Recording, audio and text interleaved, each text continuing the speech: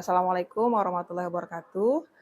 Selamat pagi semuanya. Saya Dia Fauziah, CGP Angkatan 11 dari SMP Negeri 21 Kota Bekasi. Hari ini saya akan melaksanakan praobservasi dalam rangka supervisi akademik yang akan dilakukan oleh Ibu Haja Arina Rita, eh, guru IPS ya Bu ya, dari Ya. SMP Negeri 21 Kota Bekasi. Selamat pagi Ibu. Selamat pagi Bu Dia. Ya, bagaimana kabarnya? Alhamdulillah baik. Sehat ya Bu ya hari ini. Alhamdulillah. Terima sehat. kasih ya Bu ya, waktunya sudah diganggu. Sudah Tidak bersedia apa-apa. nih untuk hadir Iya. dalam kegiatan kita hari ini, yaitu Iya. praobservasi ya Bu ya, Ya. yang akan kita lakukan, yaitu supervisinya besok. Hari ini kita praobservasi terlebih Ya. dahulu. Sebelumnya saya sampaikan tujuan dulu ya Bu ya. Iya. Diperbolehkan izin ya Bu ya. Monggo. Ya, tujuan dari kegiatan ini namanya supervisi akademik, Bu. Jadi tujuan dari supervisi akademik ini tentunya untuk mengetahui dan mengevaluasi jalannya pembelajaran yang Ibu lakukan, seperti itu. Nah, hari ini kita akan melakukan langkah pertama yaitu percakapan praobservasi kelas. Iya. Jadi kegiatan ini diharapkan ya Ibu akan lebih siap gitu ya dan percaya dirilah tentunya pada saat supervisi besok seperti itu. Nah, setelah kegiatan ini ada juga observasi yang besok saya akan lakukan, lalu yang terakhir pasca observasi seperti itu ya Bu ya. Ya. Oke, kita lanjut ya Bu ya. Bagaimana Ibu, siap? Siap. Oke. Yang pertama yang saya ingin tanyakan yaitu berkaitan dengan tujuan pembelajaran. Nah, tentunya pada pelajaran Ibu ya, IPS ya, ada tujuan pembelajaran yang akan Ibu laksanakan seperti itu. Kalau menurut Ibu kira-kira apa nih tujuan pembelajaran yang akan dilaksanakan pada saat supervisi besok? Saya ingin menyampaikan tujuan pembelajaran. Memang kebetulan pas banget nih momennya ya, timingnya pas. Jadi besok itu di pertemuan ketiga untuk bab 2 IPS, yaitu tentang perubahan sosial budaya dan globalisasi. Perubahan sosial ya. Tujuan pembelajaran yang saya sampaikan fokusnya pada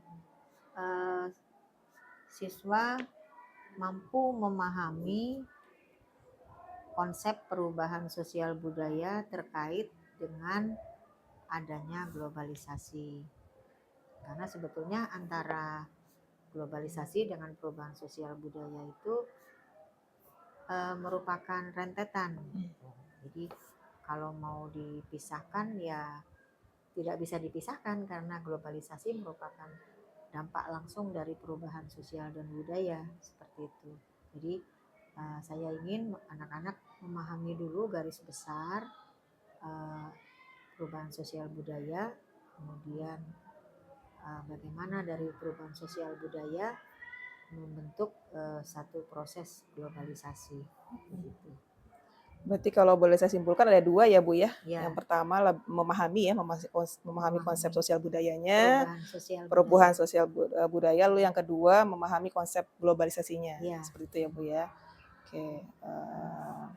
Oke. Dari dua tujuan pembelajaran tadi, kira-kira menurut Ibu nih area pengembangan apa nih yang hendak ingin dicapai? Area pengembangannya untuk besok yang saya persiapkan adalah faktor pendorong dan penghambat perubahan sosial budaya. Pendorongnya ya Bu ya, pendorong dan penghambatnya. Jadi anak-anak diharapkan memahami ini ya, seperti itu ya. Karena di faktor pendorong dan penghambat itu ada faktor internal dan faktor eksternal. Selain ini ada lagi nggak kira-kira Ibu yang ingin Ibu kembangkan gitu ya? Pengembangannya jadi anak-anak bisa mengidentifikasi, anak-anak ini mampu mengidentifikasi mana yang merupakan faktor penghambat, mana yang merupakan faktor pendorong. Oke, berarti ketika selesai pembelajaran yang diharapkan seperti ini ya Bu ya, siswa bisa mengidentifikasi mana faktor pendorong dan faktor penghambat dalam sosial budaya, gitu ya Bu ya. Oke, nah dari tujuan pembelajaran, lalu area pengembangan yang ingin dicapai ya Bu ya. Kira-kira menurut Ibu apa nih strategi yang cocok buat pembelajaran di kelas? Nah, seperti itu. Saya sudah merencanakan menggunakan discovery learning. Oke, discovery learning ya Bu ya.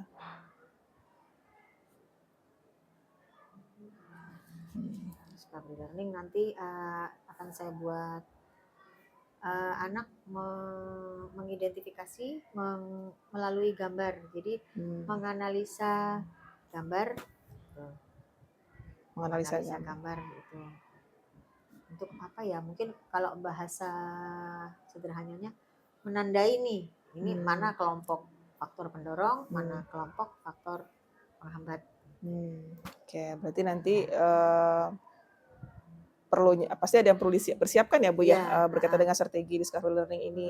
Kira-kira menurut Ibu dari strategi ini yang perlu dipersiapkan apa saja tuh? Saya yang mau saya persiapkan besok adalah mencari gambar-gambar ya. Oke. Gambar-gambar untuk proses identifikasi tadi, kemudian kertas untuk siswa menuliskan atau mendeskripsikan hasil identifikasi mereka, dan kemudian mereka akan membuat semacam review ya. Jadi review kalau yang masuk kelompok penghambat itu seperti apa, dari mana sebabnya, kemudian yang masuk kelompok pendorong dari mana saja, kemudian seperti apa bentuknya gitu. Berarti ini bentuknya diskusi ya Bu ya nantinya, diskusi anak-anak. Jadi mereka kerja kelompok ya. Kerja kelompok dan diberikan gambar-gambar tadi gitu ya. Lalu mereka mengidentifikasi mana yang kelompoknya penghambat, mana kelompoknya pendorong seperti itu. Lalu mereka nanti mempresentasikan seperti itu ya Bu ya. Oke. Menurut Ibu kira-kira dari tahapan-tahapan tadi strategi pembelajaran ya tadi ya Bu ya. Kira-kira ada nggak Bu hambatan yang mungkin saja gitu? Pasti kan Ibu punya pengalaman yang luar biasa nih sebelum-sebelumnya dengan jumlah siswa yang luar biasa gitu ya Bu ya. Dengan karakter siswa, kira-kira apa nih agar strategi yang Ibu sudah rancang ini berjalan dengan lancar seperti itu? Insya Allah kalau bicara lancar tidak lancar berarti ini tergantung dari kerja siswa di dalam kelompoknya. Artinya begini, kalau mereka saling mensupport satu sama lain, maka proses pembelajarannya insya Allah lancar. Cuma masalahnya kalau kendala biasanya yang seperti ini, kendalanya adalah faktor literasi. Nah, jadi mereka tuh kadang-kadang kalau anak-anak kan nggak mau tuh suruh baca, maunya instan ya, tinggal jadi. Baca dulu apa faktor internal, eksternal gitu. Kadang-kadang itu karena mereka berpikir main cepat aja dan kadang-kadang melihat pekerjaan kelompok lain gitu, dan itu jangan sampai terjadi. Saya selama ini selalu intervensi ya dengan kelompok-kelompok supaya mereka tidak menjarah karya kelompok lain. Jadi pokoknya bisa nggak bisa, bagus nggak bagus, kerja kelompok sendiri. Jadi biar ya mereka juga tahu kemampuan mereka sampai di mana, batas mereka sampai di mana. Jadi kendalanya paling di situ, di kerjasama. Kadang-kadang tahu sendirilah Bu ya, kalau mereka satu kelompok berlima, pasti ada aja yang nggak kerja, cuma numpang nama. Nah itu kendalanya di situ. Kalau saya sebetulnya kendalanya lebih kepada faktor individualnya ya, bukan faktor keilmuannya gitu. Kalau pengetahuan mah memang oke bisa dibaca, tapi faktor karakter individunya ini yang menjadi kendala. Itu aja. Kalau oke baik. Kalau menurut Ibu sendiri dari pengalaman yang sudah Ibu lakukan, kira-kira tadi kendalanya ada dua ya? Satu lah yang lebih utama ke individu tadi ya, individu yang tidak aktif dalam kelompok ya. Lalu karena ya pengaruh literasinya kurang juga begitu. Nah, kira-kira menurut Ibu apa nih kira-kira untuk mengatasi hal itu gitu? Mungkin Ibu punya tips atau trik gitu supaya mereka bisa ya terlibat dalam kelompok gitu. Iya, kalau saya yang sudah pernah saya alami, jadi supaya semua anggota kelompok bekerja, nah itu mereka bergantian menulis hasil identifikasinya. Jadi semuanya dapat giliran, gitu. Semua dapat giliran nulis. Nanti kalau bilang, Bu tulisannya beda-beda, nggak apa-apa, biar Ibu hafal tulisan kamu. Yang penting semuanya bekerja, semuanya dapat bagian yang rata. Jadi sama pembagian kerjanya samalah gitu. Jangan yang nulis, yang ngobrol. Karena itu kadang-kadang faktor kendala di situ tuh besar sekali, maaf, seperti ada satu kelompok siswa di kelas 97, mereka berempat Bu Dia. Yang rajin 2. Nah, yang 2 ini dia hanya finishing aja. Gue nulis nama gitu. Finishingnya nama aja gitu ya Bu. Gue nulis nama aja. Namanya kan 4 orang nih, gue nulis nama gitu. Jadi dia maunya bagian tugasnya yang itu. Pokoknya kalau nulis nama bagian gue ya. Iya. Itu yang terjadi. Sampai akhirnya saya hafal. Iya. Berarti kalau boleh disimpulkan instruksi di awal ya Bu ya, ketika kerja kelompok ini Ibu menjelaskan bahwa ada pembagian peran lah seperti itu ya Bu ya, bahwa semua mempunyai peran dan semuanya wajib melakukan tugasnya masing-masing seperti itu ya Bu. Kalau perlu nanti saya akan bagikan. Jadi kertas itu akan saya potong kecil-kecil Bu ya. Nanti kertas hasil tulisan mereka ditempel di bawah gambar. Jadi semuanya kelihatan nih. Oke, ya baik. Terima kasih Ibu sudah memberikan waktunya untuk kita observasi kelas ya Bu ya. Semoga besok lancar ya Bu ya. Amin. Dan persiapannya juga saya yakin Ibu Rena ya udah hebat lah. Guru hebat Guru hebat dari 21 tuh luar biasa itu Bu Rena. Hebat tuh murid-murid saya. Iya. Ya mungkin itu saja Ibu. Sampai jumpa besok pada kegiatan observasi di kelas. Siap. Terima kasih Ibu ya. Terima kasih. Ya, assalamualaikum. Diberi kepercayaan. Iya. Saya percaya sama Ibu. Iya. Assalamualaikum warahmatullahi wabarakatuh. Waalaikumsalam warahmatullahi wabarakatuh.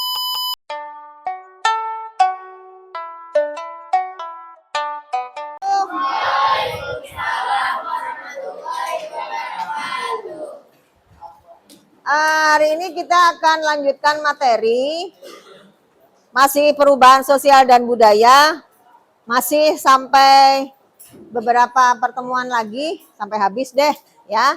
Kemarin terakhir kita sudah membahas tentang, masih ingat nggak? Ya, baik. Evolusi, revolusi. Nah itu termasuk apa? Iya, perubahan. Hari ini ada yang tidak hadir? Ada. Siapa? Agit dengan Suni. Oh iya, Yohanes. Oh iya, Ibu nggak lihat Yohanes. Berarti 3 orang tidak hadir hari ini. Tapi full ya. Tapi kursinya full nih, walaupun ada yang tidak hadir 3 orang. Baik. Ibu lanjut sebentar. Untuk yang tadi. Berarti pertemuan yang lalu kita sudah membahas bentuk-bentuk perubahan sosial dan budaya. Yang tadi kamu sebut revolusi, evolusi, perubahan berpengaruh besar, perubahan berpengaruh kecil, terus perubahan direncanakan dan tidak direncanakan. Kalau orang nikah direncanakan nggak? Nggak ada ya orang nikah nggak direncanakan. Ya diam-diam juga direncanakan. Tetap nggak ada ceritanya orang nikah nggak direncanakan apapun bentuknya. Kalau ada bilang, Bu kalau kawin lari kan berarti nikah mendadak, tetap aja direncanakan kan gitu. Nah baik, hari ini kita akan lanjut untuk membahas penyebab atau pendorong dan penghambat perubahan sosial budaya. Bukannya di halaman 97. Ya, ketemu? Oke. Nah, berarti kalau kalian masih ingat apa yang kita bahas kemarin, ingatan kalian sudah mulai berkembang bagus, alhamdulillah. Ya, berarti sudah ada banyak kemajuan dari kalian yang tadinya agak lama mengingat, sekarang sudah mulai cepat mengingat. Dan semakin ke depan semoga akan selalu cepat mengingat ya. Amin. Nah, karena kalian sudah kelas 9, sudah di semester 5. Hari itu cepet loh. Tuh, ya, nanti kalau sudah menjelang sekian hari menuju ujian akhir sekolah, tuh, yang deg-degan Bapak Ibu guru bukan kamu. Mungkin kamu masih tenang, tapi Bapak Ibu guru deg-degan. Deg-degan bagaimana nilai kalian nanti gitu. Ya, oke. Nah, sekarang di faktor penghambat, dan pendorong. Sesuatu yang mendorong itu disebut dengan, kalau dalam ilmu ekonomi, motivasi ya. Nah, tapi kalau dalam sosiologi kita membahas sesuatu yang bentuknya dorongan itu sama sebagai penyebab. Penyebab ya. Jadi penyebab terjadinya perubahan sosial dan budaya. Maaf Ibu, boleh pinjam kipasnya? Ini gambar apa ya? Ibu kan nggak ngikutin apa anime ya? Ah, iya. Iya aja. Ibu serius nih nanya. Jangan pukul-pukul lah, kasihan teman. Jangan sakit ya, kalau bercanda yang baik. Oke. Kalau sekarang kipas nih begini gambarnya. Kipas ini termasuk hasil budaya? Ya, baik.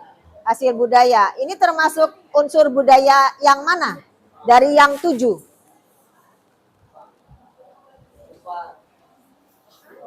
Bah. Mata pencaharian. Masa mata pencaharian? Hah? Sistem religi?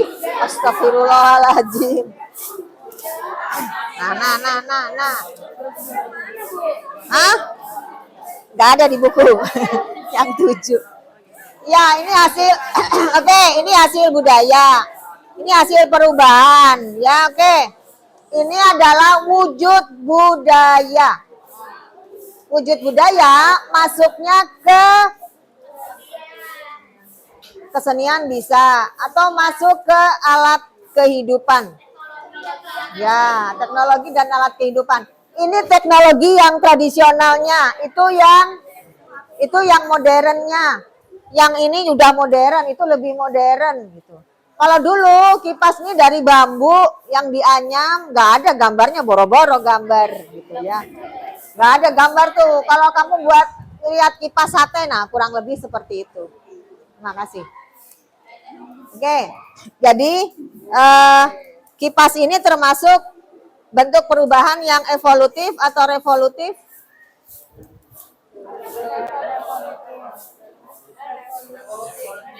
Hah? Evolutif. Ya, makasih, pintar.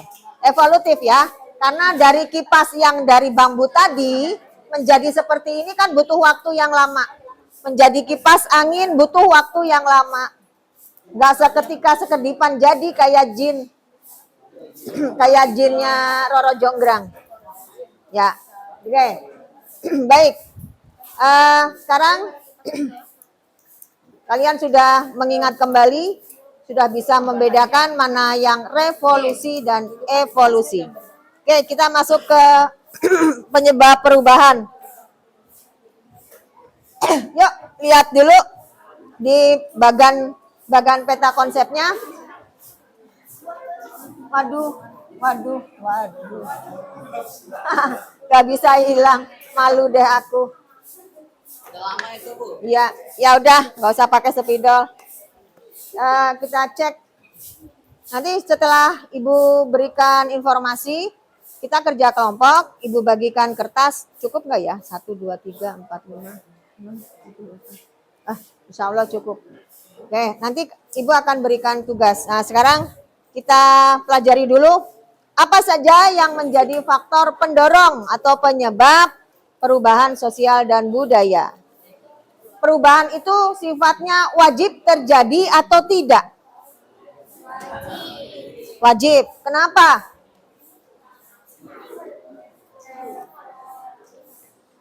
Karena kita makhluk hidup. Kita makhluk yang berakal. Kalau tidak terjadi perubahan dalam hidup kita, normal tidak? Tidak. Berarti dicurigai kenormalannya. Kalau tidak pernah berubah. Nah gitu. Kan ada tuh orang yang diem aja. Coba kamu betah nggak diem? Begitu datang ke sekolah duduk sampai pulang. Duduk di situ aja. Enggak. Orang yang melihat juga nggak betah. Ini orang kenapa sih, kena sawan apa ya? Dari pagi datang sampai sekarang nggak gerak-gerak, nggak ngomong-ngomong gitu. Nah, karena ciri makhluk hidup yang berakal adalah dinamis. Apa dinamis? Apa dinamis? Udah lupa deh. Mengalami perubahan. Oh, ya. Oke. Pauline, penyebab pertama dari perubahan budaya dan sosial apa? Itu.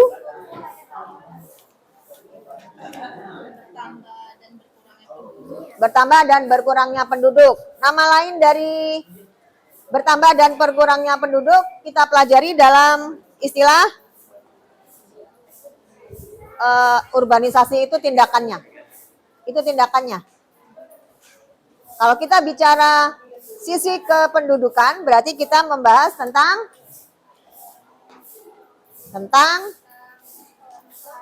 demografi. Nah, iya. Padahal tadi udah kebaca. Demografi. Demografi itu kependudukan ya.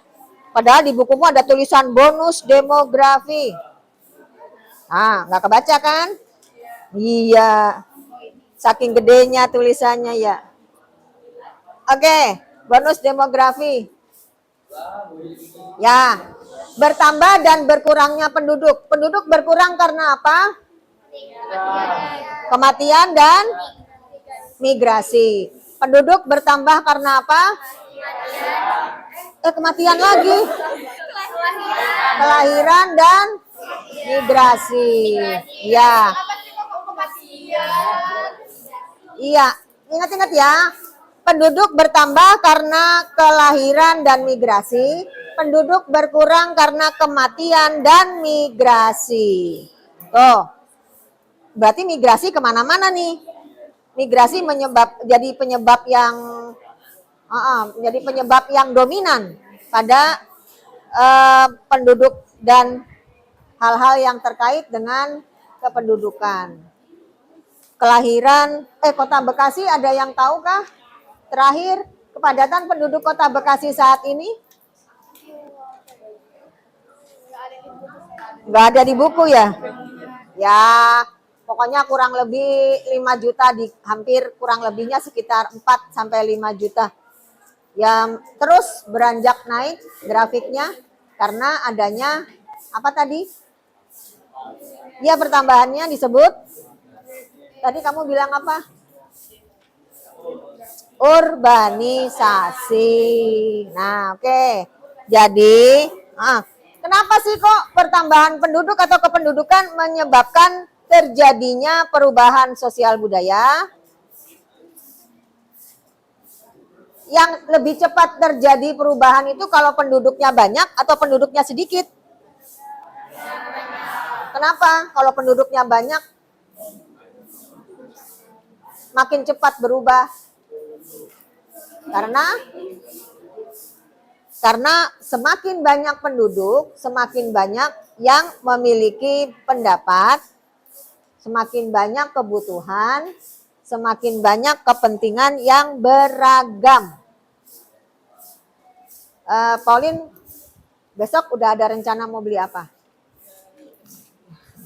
Harus tahu. Nggak tahu mau beli apa, nggak punya rencana. Fania punya rencana beli apa besok? Beli iPhone, mahal dong.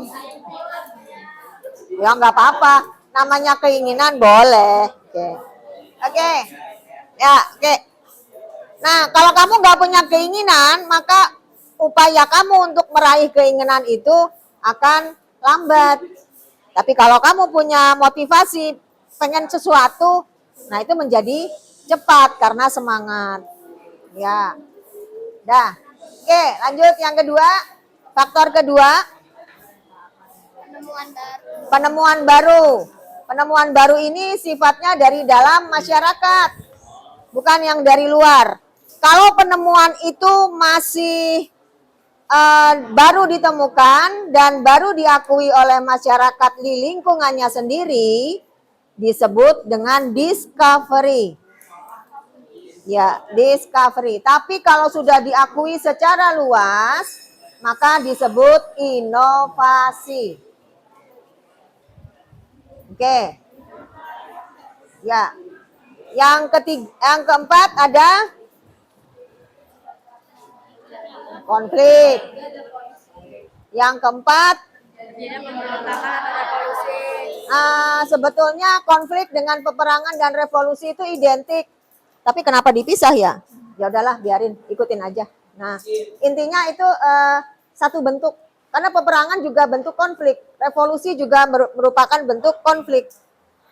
Ya, cuma perwujudannya beda aja. Kalau perang pakai bedil. Tapi kalau konflik itu nggak harus perang gitu. Memang betul, konflik nggak harus perang. Kamu sama temanmu diam-diaman karena jengkel itu konflik, walaupun diam-diaman ya. Itu konflik. Siapa yang suka diam-diaman? Nah, oke. Itu konflik. Baik. Contoh? Ya. Nggak boleh lebih dari 3 hari. Ntar malaikatnya marah. Ya. Dah. Terus? Konflik, peperangan. Setelah itu? Perubahan lingkungan alam. Rama, kasih contoh perubahan lingkungan alam. Enak banget tuh,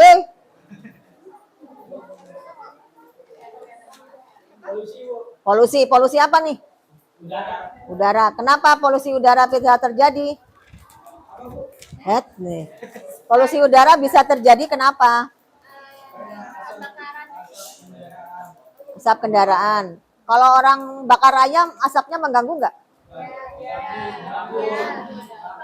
Mengganggu kalau kamu nggak ikut makan ya. Nah, kalau kamu ikut makan mah gratis, nggak mengganggu tentu. Ditungguin tuh asap gitu ya. Nah, berikutnya perubahan lingkungan alam. Seperti iklim, cuaca saat ini. Harusnya kita sudah dapat musim hujan. Tapi hujannya masih jalan-jalan dulu. Belum belok ke Bekasi. Ya, akibat global warming atau pemanasan global. Berikutnya, setelah peperangan, konflik, perubahan lingkungan alam,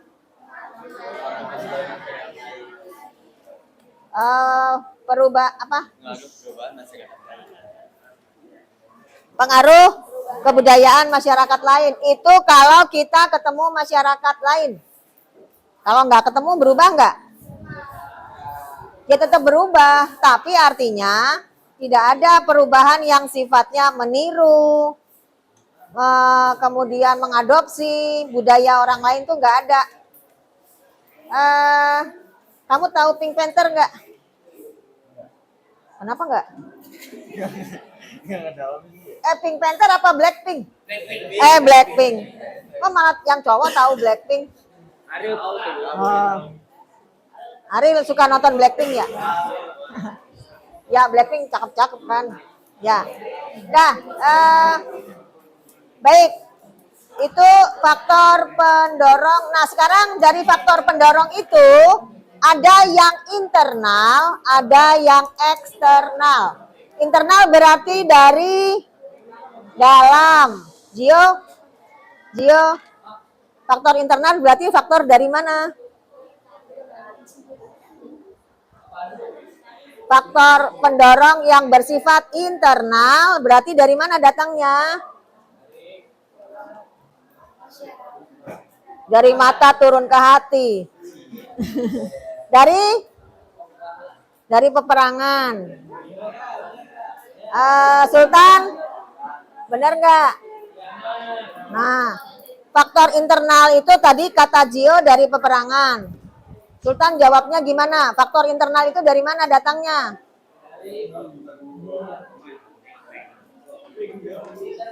Hah? Benar apa salah? Salah. Yang benar apa? Yang benar dari alam. Oh. Oke, ada yang bisa bantu jawab. Faktor internal berasal dari dalam masyarakat. Bukan dari alam ya, dari dalam. Beda dalam sama alam ya. Oke, terus yang faktor internal itu nomor 1, 2, 3, 4. Tandain. Ya. Yang faktor eksternal nomor 567. Berarti dari luar masyarakat.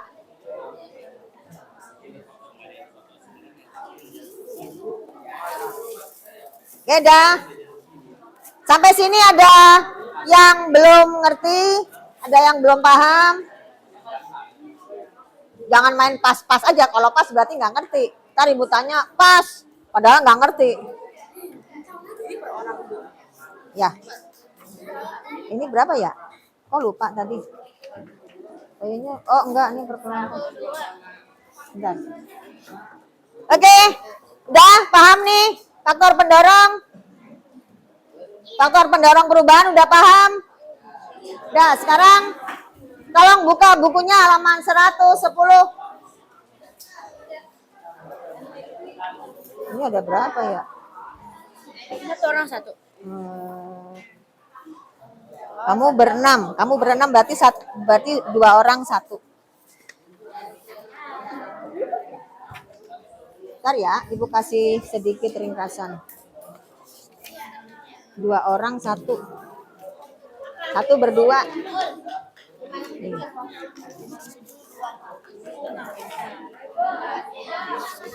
Oke, ini supaya cepat. Oke.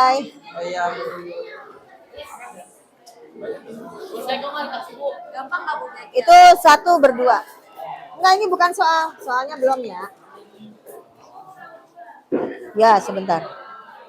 Kamu bacanya barengan ya. Ini berlima, 3. Nanti gantian.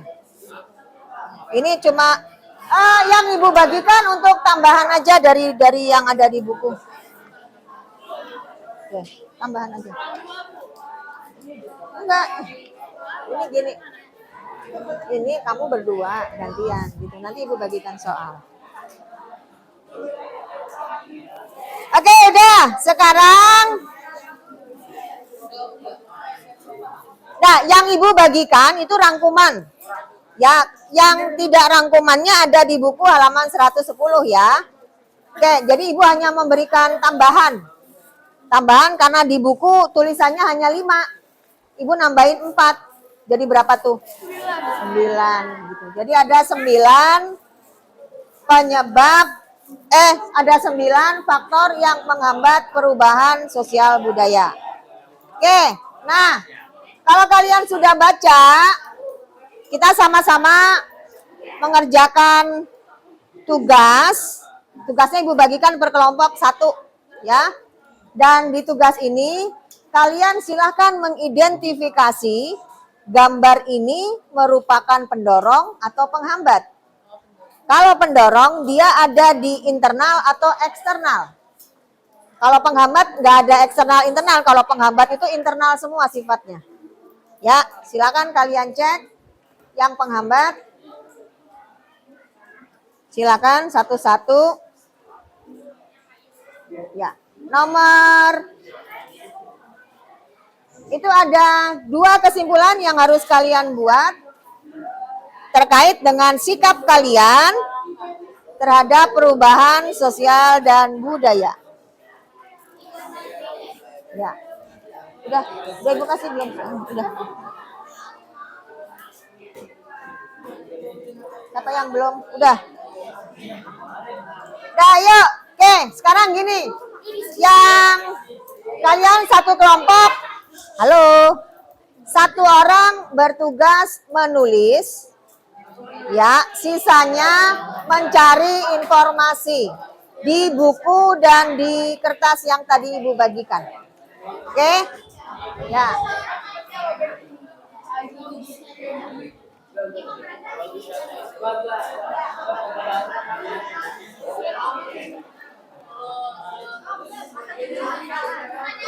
Jadi dikasih keterangan internal sama eksternal. Ya.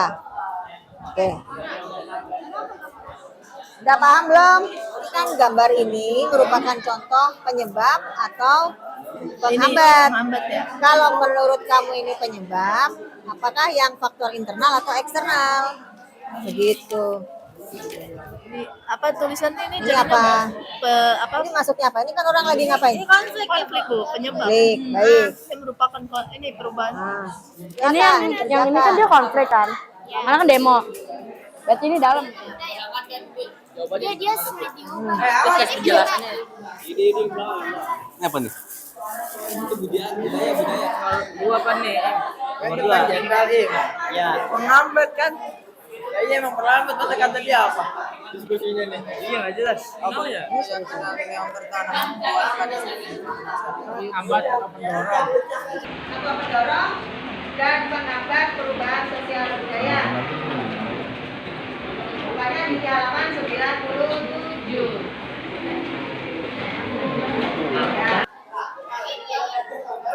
Oke, Ibu minta tolong satu kelompok mewakili yang lain dulu. Agak lama mengingat, sekarang sudah mulai cepat. Ya, dan yang lain perhatikan. Menurut kami, gambar tersebut merupakan contoh penghambat perubahan sosial budaya. Gambar kedua, menurut kami gambar tersebut merupakan contoh faktor penyebab perubahan sosial budaya buka kurung internal. Ya, Menurut kami, gambar tersebut merupakan contoh faktor penyebab perubahan sosial budaya termasuk inovasi. ya. Gambar itu merupakan contoh perubahan sosial budaya internal. Oke, semuanya tepuk satu, tepuk satu, tepuk satu, tepuk satu. Kesimpulan dari semua yang kalian kerjakan, apapun faktor penghambat dan pendorong perubahan sosial, itu kembali kepada individu. Bagaimana kita menyikapi perubahan sosial dan budaya itu sendiri. Yang jelas, kita harus bisa bersikap bersikap positif thinking. Dan jangan selalu berpikir negatif thinking. Ya, kita saring dulu baik-baik. Jangan semua perubahan kita ambil. Ya, oke. Kita ketemu lagi hari Kamis. Baik. Kita ketemu. Ya? Belum tahu nanti bagaimana. Ya, kalau seperti ini lagi kita kesini lagi, alhamdulillah. Kita lihat timingnya aja, lihat momennya. Oke, sudah ya. Kita ketemu lagi hari Kamis. Terima kasih untuk kerjasamanya hari ini. Assalamualaikum warahmatullahi wabarakatuh.